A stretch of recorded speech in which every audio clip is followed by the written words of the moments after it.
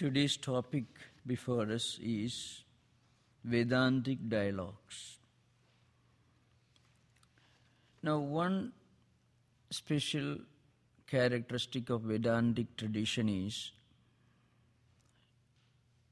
the entire Vedantic philosophy is expounded in the scriptures, not in the form of sermons or speeches or dialectics, but rather in the form of dialogues. Many Orientalists like Dewison, Max Muller, Keith have compared many of these dialogues with Socratic dialogues. But there is one basic difference according to anthropologists and historians and philosophers. In Socratic dialogues, the idea was to enable the student to come to the right conclusion at the intellectual level, only at the intellectual level. So that's what we find in Plato's recording of Socrates' dialogues.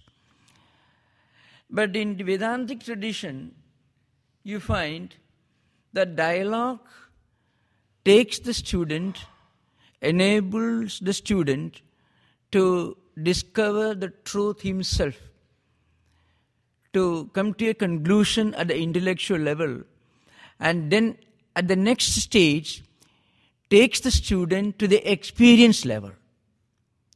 This is one basic difference between the method followed by the pre-Christian Greek thinkers like Socrates, Plato, Aristotle, and so on, and the great Vedantic teachers.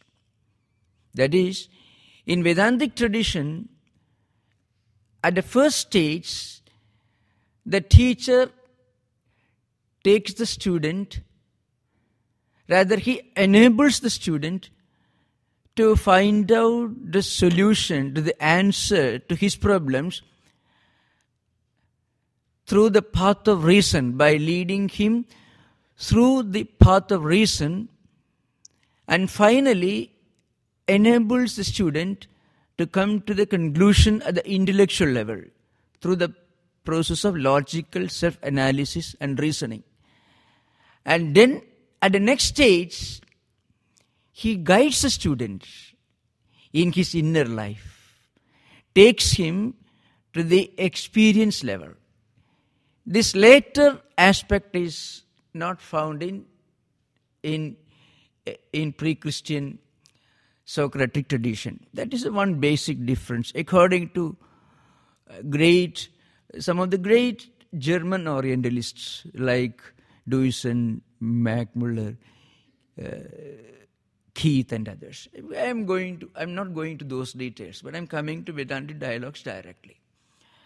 Now, by Vedantic dialogues, we mean the long dialogues between teacher and students with the purpose of discussing the ultimate truths of human existence, the origin of the world, the real meaning of human life, and the ultimate goal of human efforts, human pursuits. There are 10 major Upanishads. To give the list: Isha, Kena, Katha, Prashna, Mundaga, Mandukya, Taitriya, Svedasudara, Chandogya, and Brihadaranyaka. These are the 10 Upanishads. I will deal with this later. Of this Upanishadic literature, the maximum number of dialogues, spiritual, metaphysical dialogues, are found in the two large Upanishads, that is Chandogya and Brihadaranyaka.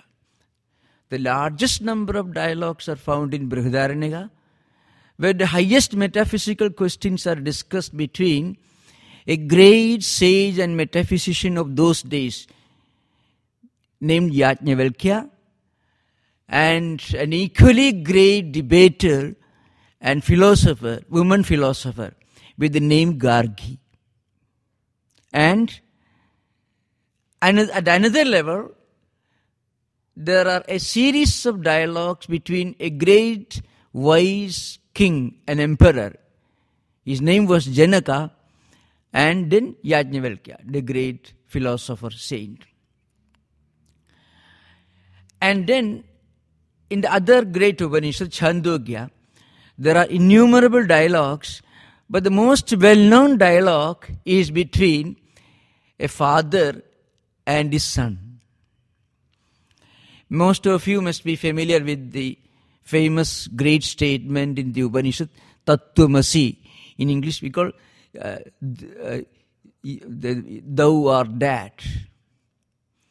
It is, you are not this body, you are not this mind, you are not this psychophysical mechanism, you are beyond all this, you are the immanent, omnipresent, all-pervading, transcendental reality, which is immanent, which is residing in all living beings, and at the same time, which is the source and sustaining principle of the entire creation.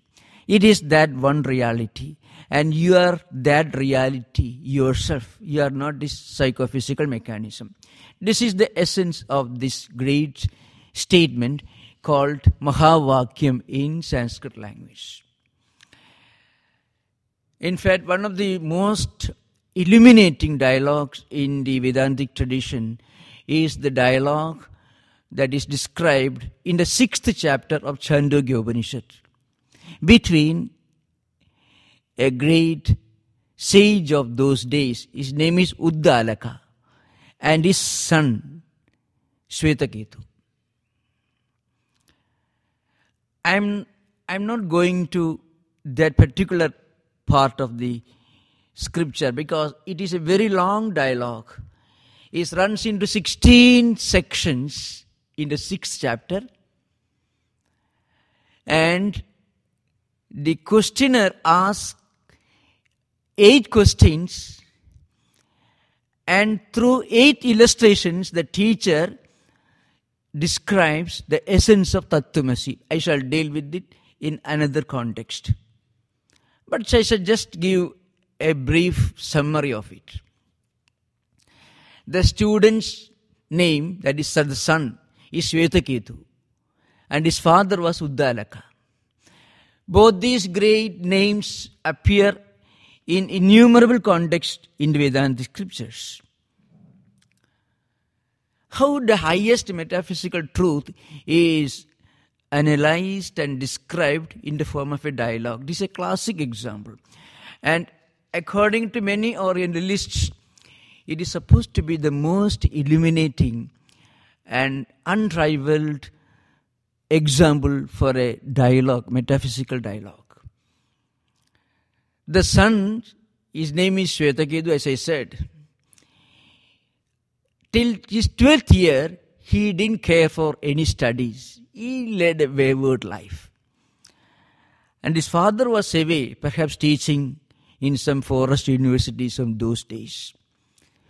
After some years, the father returned and he found his boy, 12 years old, had neglected his education. Suddenly the father realized. Then he said, well, you should really become a man of knowledge. Please don't become, you see that the expression is very, very interesting, very illuminating. Brahmana was a person who is a seeker of spiritual truth, according to Vedantic tradition. The father tells his son, don't become a Brahmana by apology. Means Brahma Bandhuriva. Means Brahma Bandhu means you can say your father is a Brahmana, father is a seeker of truth, but you can't say you are yourself a seeker of truth. See, if we can say we ourselves have nothing to speak of as our own, then we would say, well, one of my ancient ancestors was a great man. So don't be like that. You yourself should become a seeker of truth. So he sends his son for education, and after undergoing education for 12 years, this boy returns home. And he has become so egoistic, Mahamana, Anuchyanamani. It means you have become stabdhosi. These are the expressions which the father uses. You have become so egoistic. You have come to the conclusion that you have learned everything. There is nothing more for you to learn. And you are one whom everyone should prostrate before you, and no, you won't respect anyone. This was how the father found his son. Did you learn that which is the key to all knowledge? You have learned different sciences, different branches of learning you have mastered. Did you learn that by learning which everything becomes known? By knowing which everything becomes known. That was the question which the father asked his son. The son said, well, I don't know. Perhaps my teachers themselves didn't know about it. So this boy was not only very proud of his learning, but he also wanted to get a high certificate for humility. Then he says, I am such a wonderful, humble student. Still my teacher did not teach me the supreme knowledge by knowing which everything unknown becomes known. So what is that knowledge? Then the father tells him there is the supreme knowledge, that is in Sanskrit called Brahma Vidya, the knowledge of wisdom, the knowledge of Atman, the knowledge of supreme consciousness, the knowledge which takes us to the innate mystical experience which gives us that contentment, that satisfaction, when we feel that there is nothing more to achieve. That supreme spiritual wisdom, it is that supreme wisdom which is the key to all knowledge. Once you get that supreme wisdom, you become all-knowing. You become omniscient. It is not that you learn all the different branches of learning, but rather you learn that supreme truth. You get that supreme spiritual wisdom, which is the key to all other branches of learning, by knowing which life itself begins to appear in a new light. We feel the true meaning of human existence. And this is illustrated, this is expounded from 8th section to the 16th section. It's a long dialogue. I'm not coming to that. It's a classic example. And also in Brihadaranyaka Upanishad, there are innumerable dialogues, perhaps much metaphysically much more illuminating than the one which I'm going to deal with today. I shall deal with these dialogues in a future occasion. But right now, I am going to deal with a very well-known dialogue, which many of you must have already read. It appears in Kathopanishad. And it is also one of the most famous and celebrated Vedantic dialogues. The dialogue is between a child of 5 years, according to some scriptures. The story appears in different scriptures, not only in Yajurveda Brahmana, and also in the Krishna Yajurveda, in Katha Shakha, from which this Kathopanishad is taken, but also in Mahabharata, with slight variations. But the inner content is the same. So as I said, the dialogue is between a small boy of 5 years with the name Nachiketa and the Lord of Death. The name of that teacher is mentioned in the Upanishad as Yama. The story is this.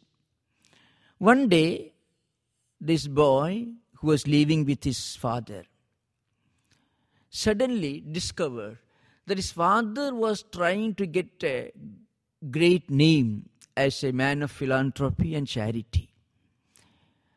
And he had a great reputation. And in those days, people used to gift their wealth to, among the poor people around. And the most important currency of those days was cows, because from cows you get milk, you get yogurt, and cows were supposed to be the source of one's income in ancient times. That was the age in which has not yet entered the agrarian civilization. That's just before the agrarian civilization had come into existence, maybe around 6,000 or 7,000 BC. So this great man, Nachiketa's father, who had a great reputation for charity and philanthropy, one day was giving away his wealth. And most of his wealth consisted of cows. And most of his cows had become very old. So what happened? He selected the oldest cows, the cows which won't give you milk, which can't eat fodder or grass, cows which would be of no use to anyone. So this man collected from his stable all these useless cows. Pitodaga jagdadrina dugdadoha nirindriyaha. This is how the Upanishad describes these cows.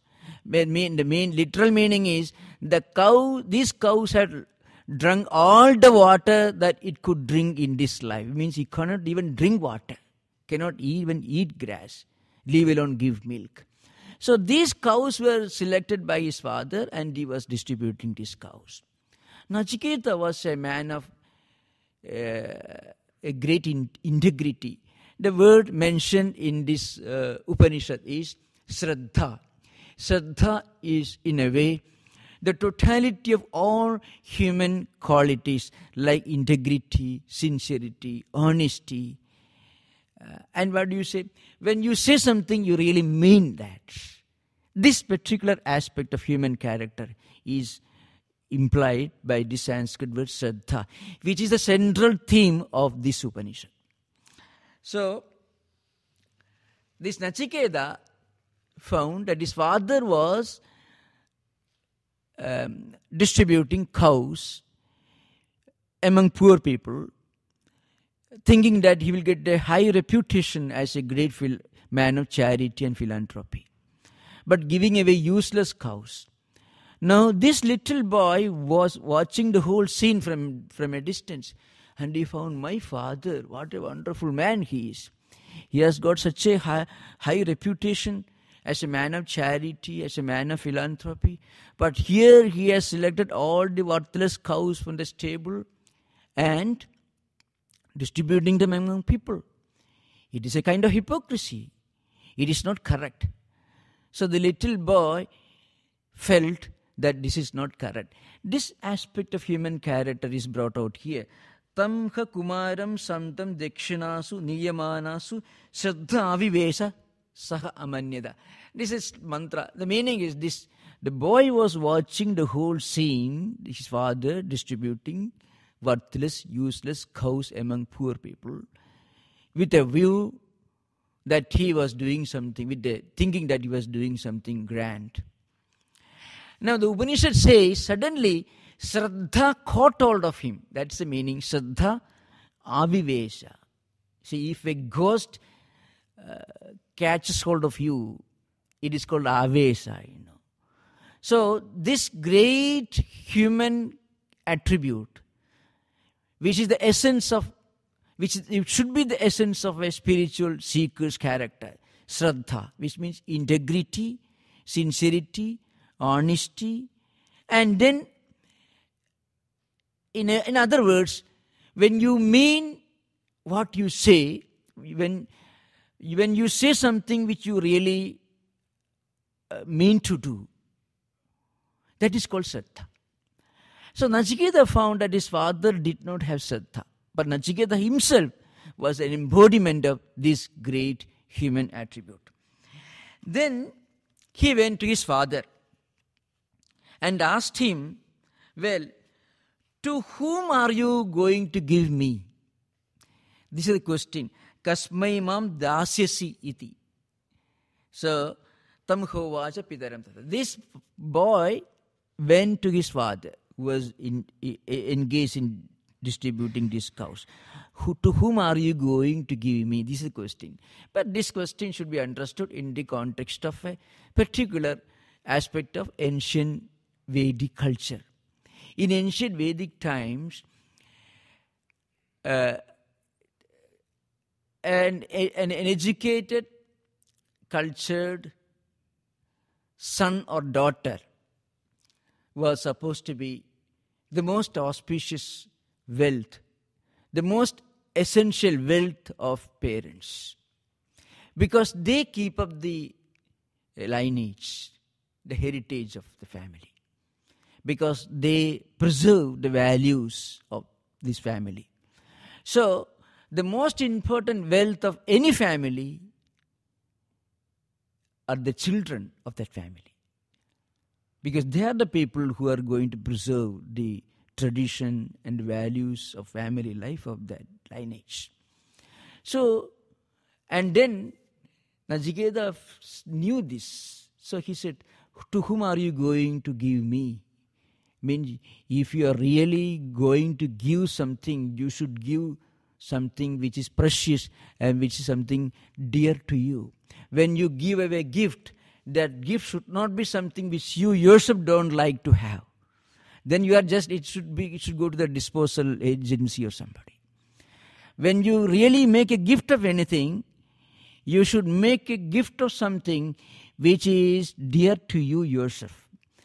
And naturally, Nachiketa's father had only one son, no other children, neither daughters nor other sons, only one son. So I am the most precious gift, precious asset that you have got.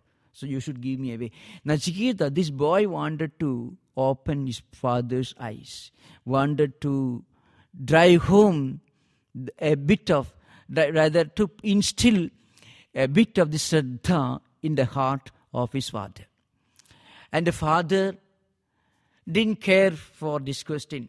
But then, Ditiyam Tridiyam Sahovaja.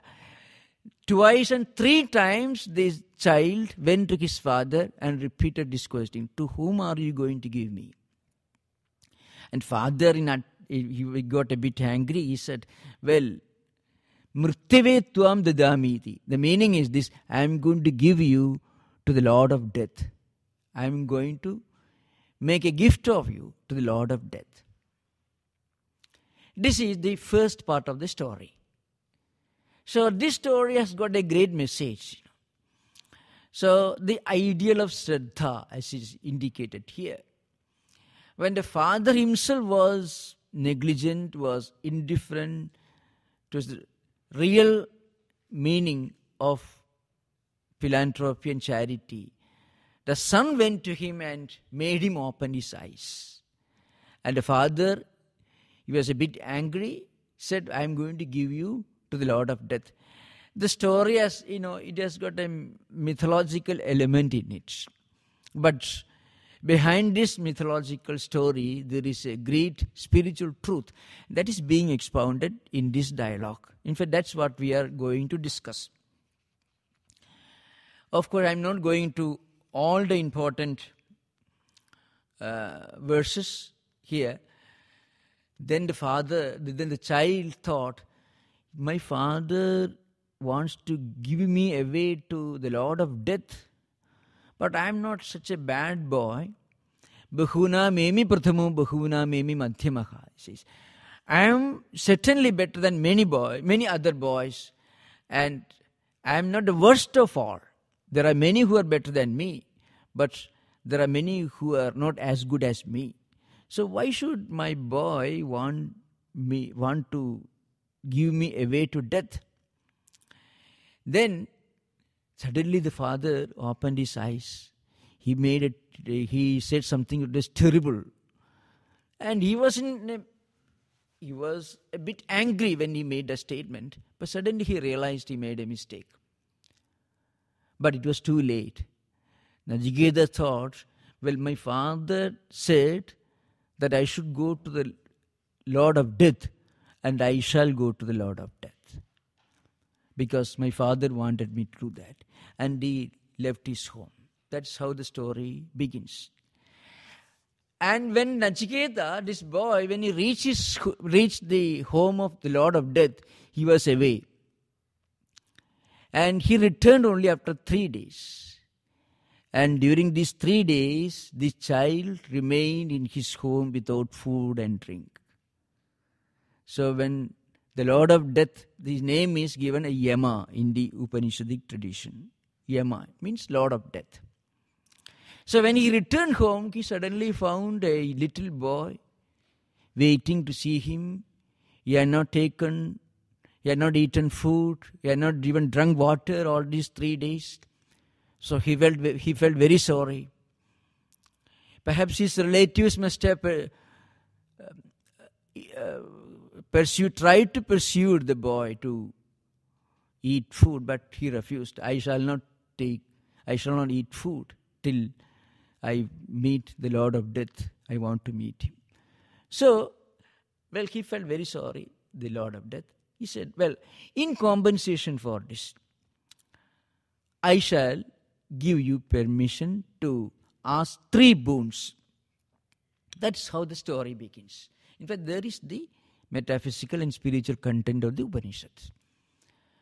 So the Lord of Death gave permission to the little boy to ask for 3 boons. These 3 boons, in fact, represent 3 stages of human, spiritual, cultural, and intellectual evolution.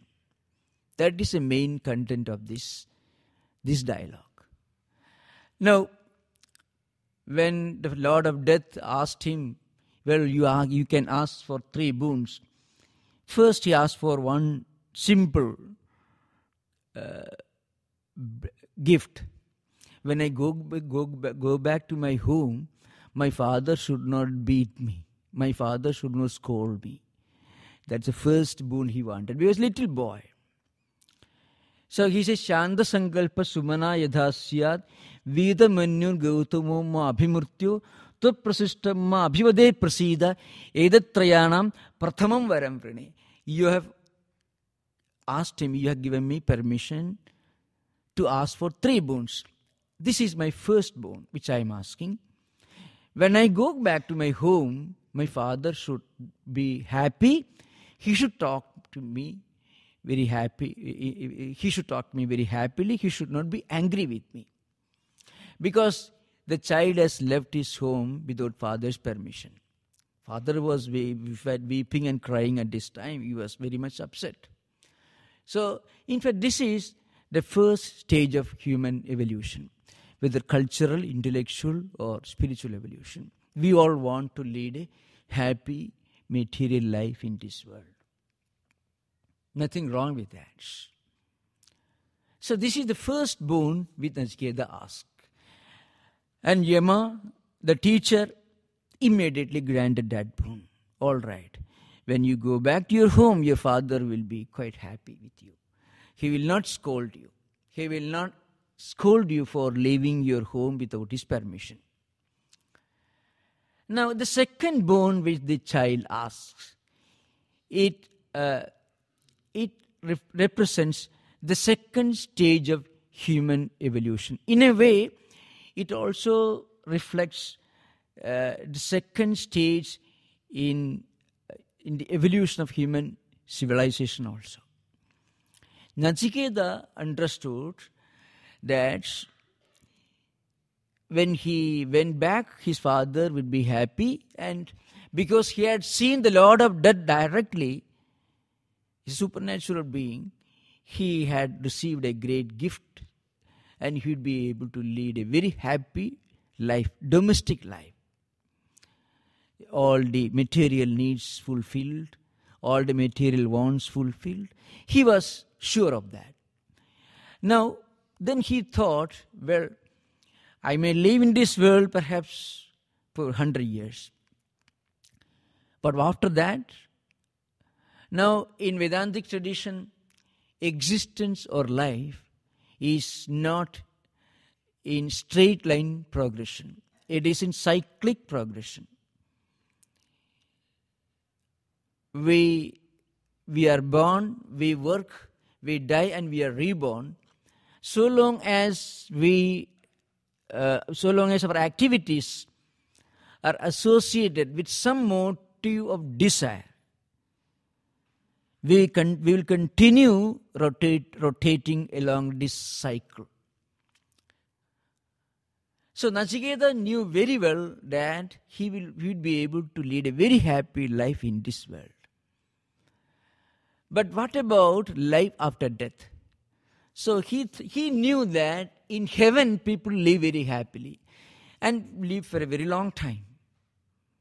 All needs are fulfilled, all wants are fulfilled. There is no problem, nothing. No tension, no anxiety. So he says, after death, you should grant me that I would be able to go to heaven. And this is very natural. You find the idea of going to heaven also is associated with the idea that existence continues after the empirical visible world. A world is exhausted. Animals cannot think of life after death. Only human beings can think of life after death. So the very idea that we continue to live even after death, it reflects a higher stage of human spiritual or cultural evolution. That's why people do good things, charity, philanthropy, all good things, because they think, well, in this life I have got plenty of money, status, everything. But they say after death people go to hell and heaven. So I don't want to go to hell, I want to go to heaven.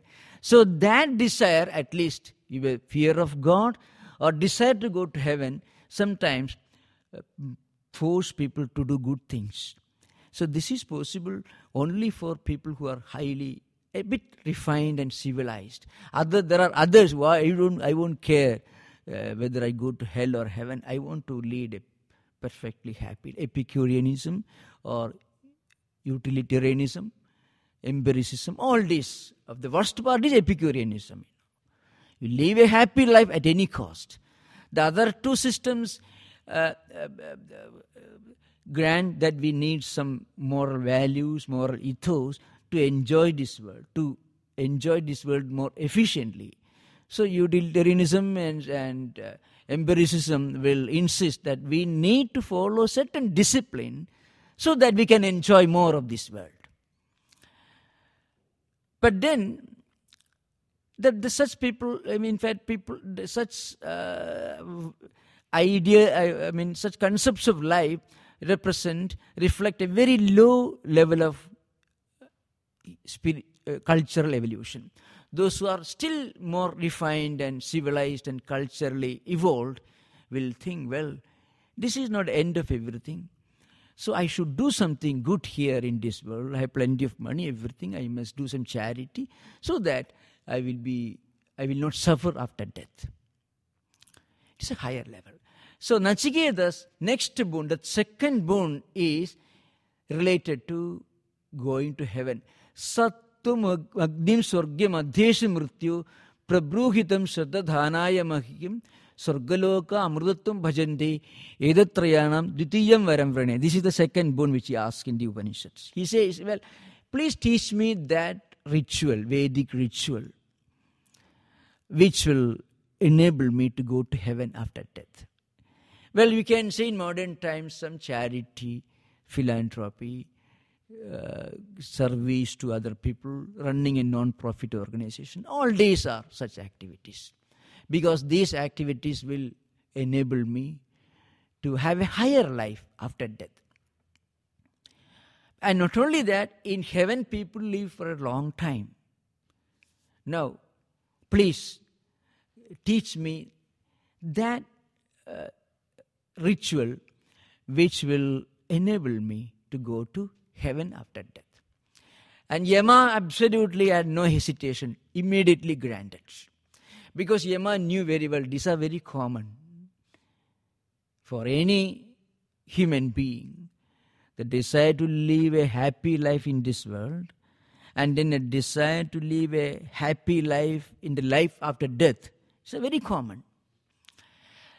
Now, Nachiketas doesn't stop here. In fact, all worldly civilizations stop here. Life in this world and life after death. So happy life in this world and happy life in heaven. Here, the normal pursuit of human aspirations comes to an end.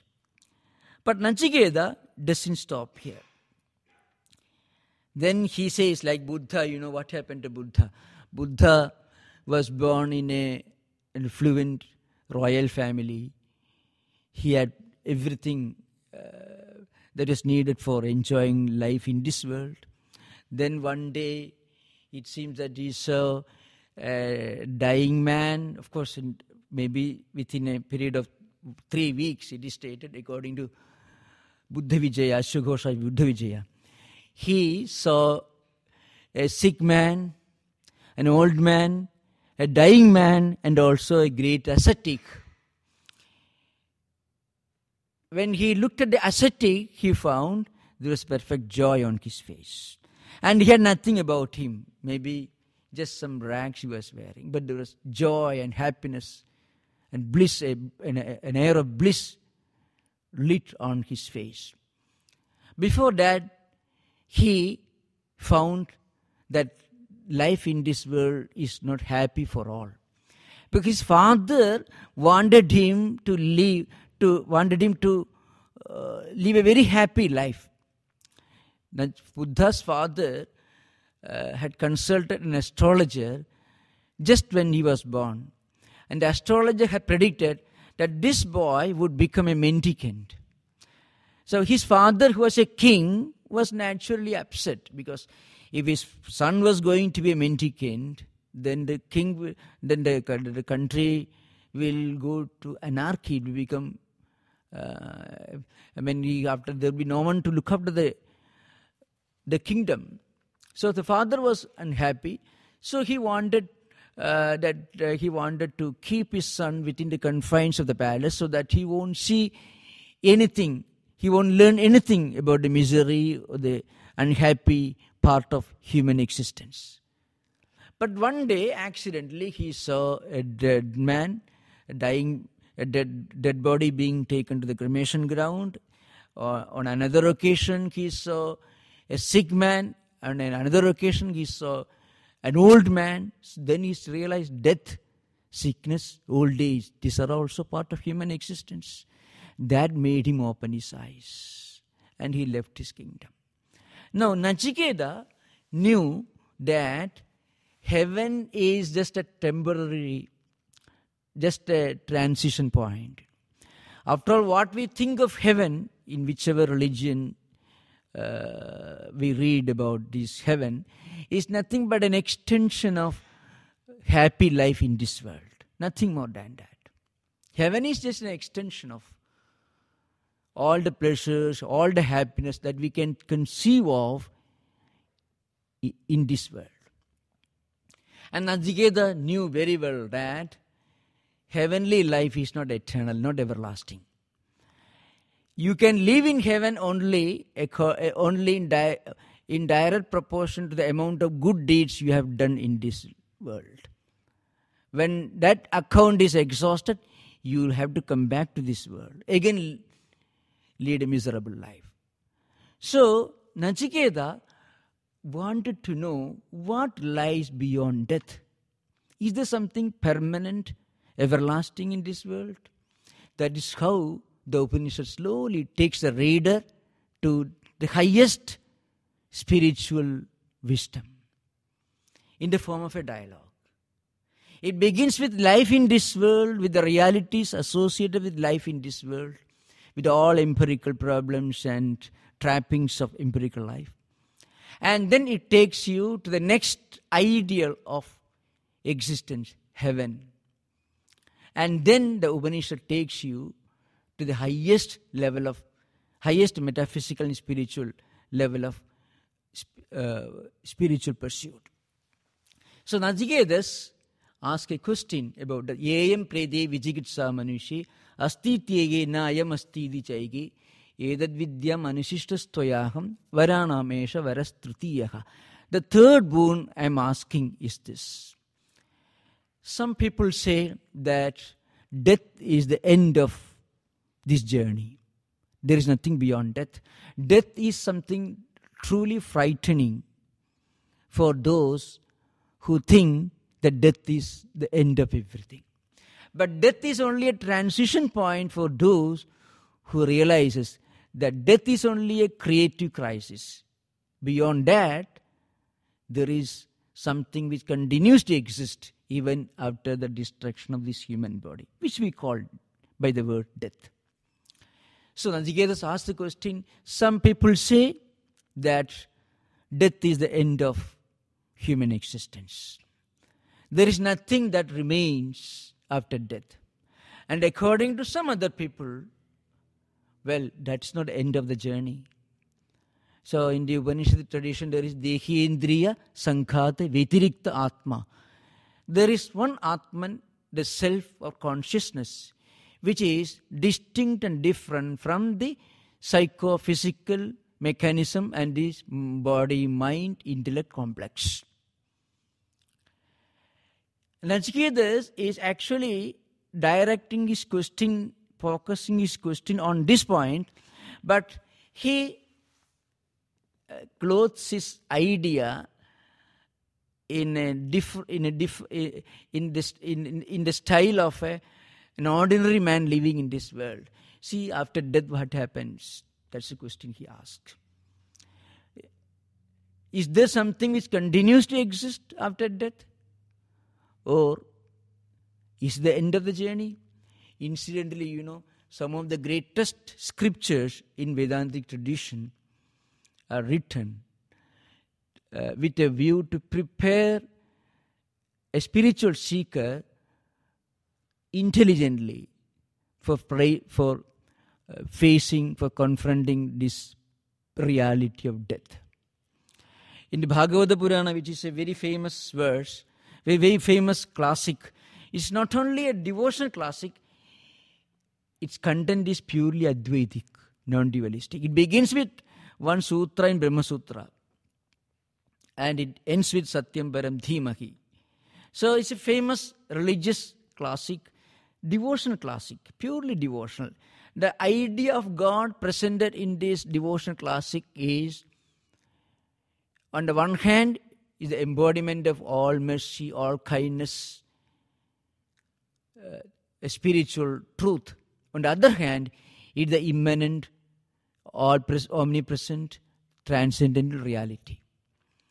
Now, how this book came to be written, it also is in the form of a dialogue. It is perhaps one of the longest dialogue in spiritual tradition of any religion.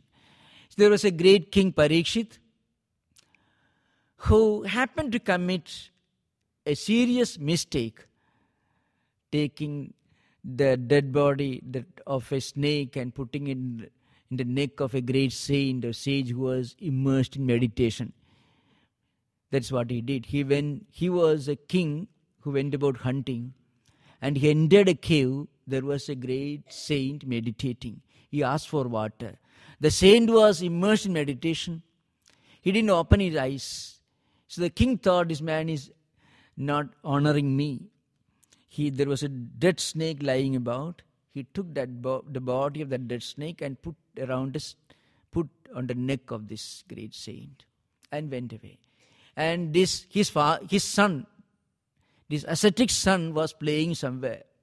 And his friends told him, look here, you know what happened to your father? He's sitting there in the cave with a dead snake around his neck as a garland. The boy was stunned. He rushed back and he found his old father, the great ascetic, immersed in meditation with the dead snake lying about on his neck. And he started crying. The father, old man, opened his eyes and asked him what the matter was. Then he found. Then the boy said, well, whoever may be that person who had done this, he shall die in 7 days and will be bitten by a poisonous snake.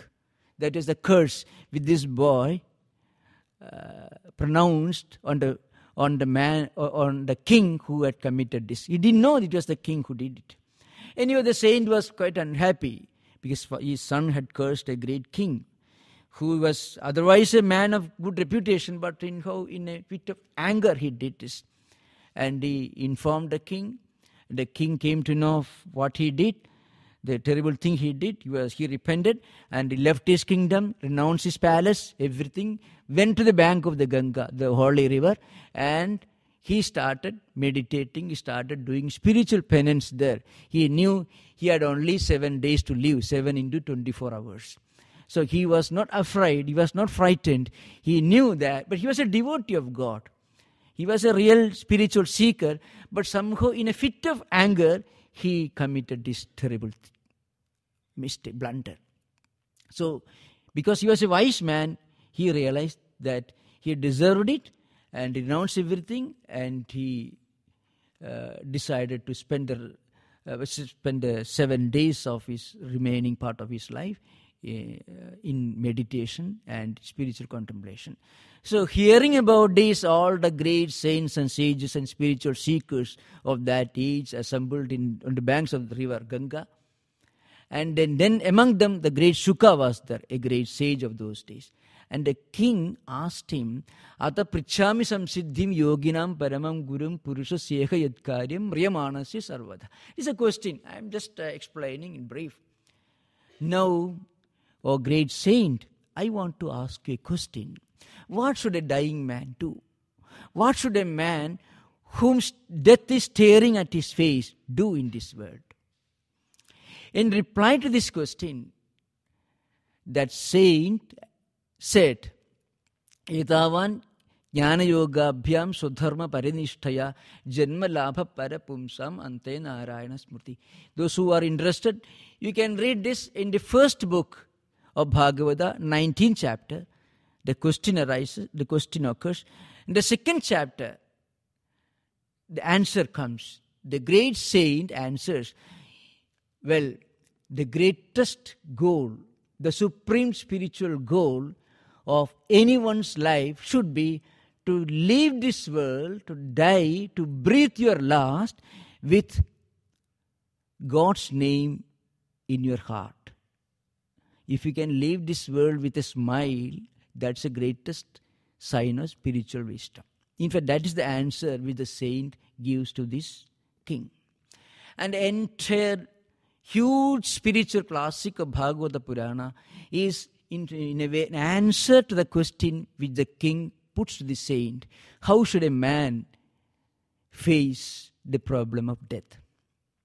Because if you know the mystery of death, you will know the mystery of life also. Because death means something, this means the disappearance of something which is not everlasting. And that also takes you to the next question. Is there something really everlasting? That is Atman. So Nachiketa asked the third boon.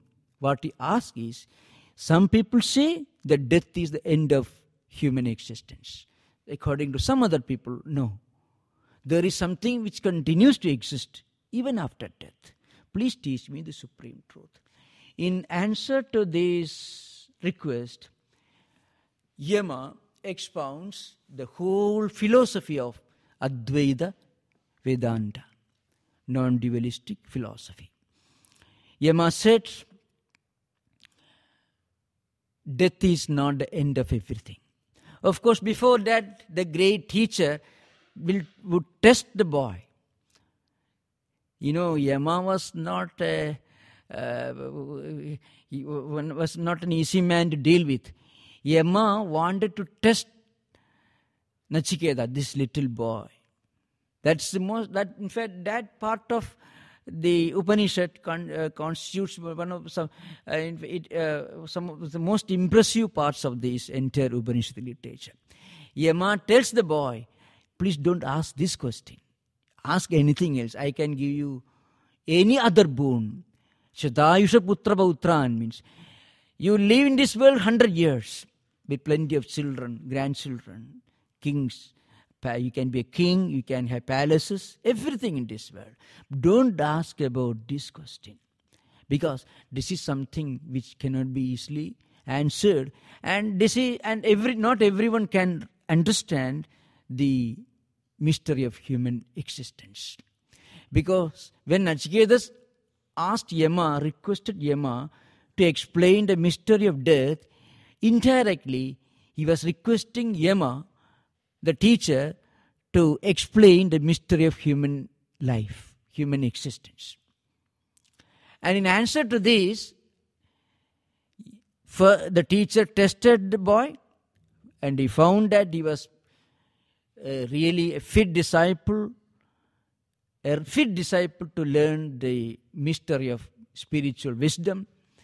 Then he said, Anoraniyan Mahato Mahiyan Atma Sijendo Nikhitam Guhayam Tamakruduppasya Vida Shokaha Dhadu Prasadat Mahimanam Atmanaha. There are many verses, I won't go into all those verses. Yama said, the supreme reality, the Atman, the supreme consciousness, it is supreme knowledge and supreme bliss. It is one. It is immanent, omnipresent, all-pervading and transcendent. It is present in the minutest of living beings in this world. Anohu aniyan means it is present in the minutest. Ano means it is called, atom it means. That's the word used here. Ano means atom. You may further reduce it, come to the lowest, so some of the smallest particle. So this supreme reality, this Atman, is present. It is the immanent principle in the minutest of living beings. And it is also present in the grandest, the greatest, largest of anything that you can conceive of. It is the principle of effulgence. It is the supreme illuminator. And it is that Atman which enables sun to throw light in this world. These are some of the expressions used in this Upanishad. And human life itself is a journey. So Atmanam Ridhinam Vidhi, Shariram Ridhamevaja, Buddhim tu Saradhim Vidhi, Mana Pragrahamevaja. And so on, the Upanishad continues. Human existence, human life is compared to a journey. Somebody who travels in a chariot. The one who owns the chariot is Atman. And his body is the chariot, the vehicle. And the reins that you use to control the horses is human mind. And then these horses, these are all senses of perception and senses of action. And the path of journey, the path that you have to take, is the whole of human existence. Those who try to control their senses, rein in the horses, and direct the journey towards a supreme spiritual goal, they will reach the supreme goal. Others will fall by the wayside. This is a literal translation. The meaning is this: death is not the end of human existence. It is not the end of the road. Death is only just a semicolon or a comma, perhaps. The journey continues. There is something in this world which is called Atman, which is everlasting, which is permanent, which is immanent, transcendent, and also omnipresent. And in reality, within all of us, this Atman, this self, this supreme consciousness is present. Through good actions, good thoughts, and good deeds, we can manifest more and more the presence of the supreme consciousness, within all of us. For that, we have to divert the senses towards creative channels. Controlling the senses means controlling the senses towards creative channels to begin with. And thereby we can accumulate spiritual wealth through good deeds, good actions and good words. And gradually we will realize that we are the supreme truth. So every human effort, every word, every deed is an attempt to manifest more and more the effulgence of this immanent principle, which is resident in all living beings. This is the essence of the metaphysical spiritual wisdom, yet which the teacher of Kathopanishad, Yama, instructs the disciple Nachiketas. I have put in a very, very brief, superficial way, because the Upanishad is highly metaphysical. So in a single talk for about maybe less than an hour, we cannot do more justice. Now, the Upanishad is one of the most sublime examples of metaphysical and spiritual dialogues in the entire Vedantic literature. Om, peace, peace, peace.